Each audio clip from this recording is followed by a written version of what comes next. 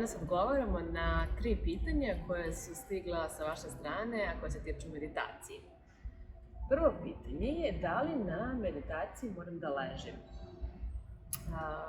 Kratko, jasno, ne morate. Ono što je najvažnije za položaj u meditaciji jeste da vam je udoban. Ako možete da se opustite u sedećem položaju, odlično. Ako možete da se opustite najbolje u ležećem, izaberite taj položaj.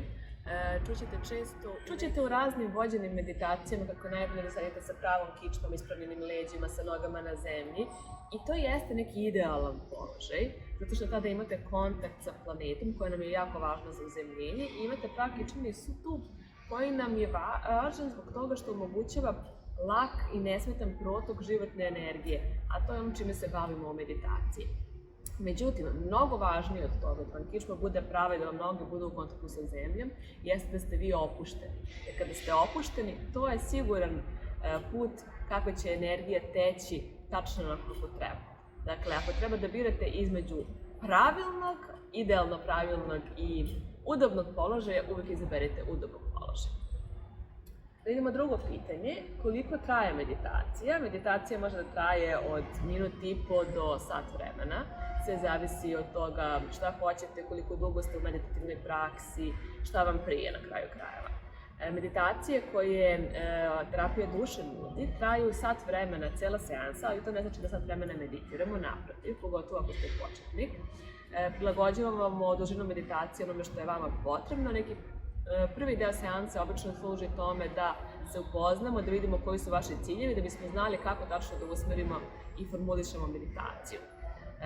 I naravno na kraju, poslednji deo seanse je rezervisan za to da sažmemo neke utiske koje ste imali tokom meditacije, da napravimo dalje plan u skladu sa onim što je vaš cilj. Treće pitanje je zašto je to meditacija dobra? Ovaj video bi verovatno bio drastično kraći kada bi trebalo da odgovorim zašto meditacija nije dobra, jer bih vam rekla meditacija je fenomenalna za sve u životu što želite da postignete, gotovo da nema cilja koji se ne postiže lakše pomoću meditacije. Ako bi trebalo da izdvojim neke top 3 stvari gde meditacija daje stvarno fenomenalne rezultate, prvo od njih je opuštanje. Dakle, ako osjećate da ste pod prevelikim stresom, ako vam je potrebno nešto da vas opusti, meditacija je pravi put. Druga stvar jeste ponavljanje nekih konstantno negativnih opterećujućih misli, osjećaj da živite pod tenzijom zbog nerešavanja tih stvari koje vas opterećuju u mislima. Tu meditacija zaista može da napravi taj switch, taj preokret i da vam otvori za jednu novu perspektivu i za pozitivne misli.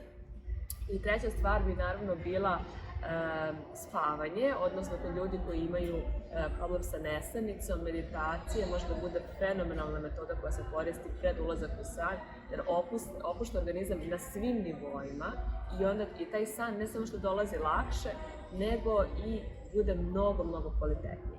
I naravno, meditacija se preporučuje ne samo kod odraslih, nego podjednako i kod dece.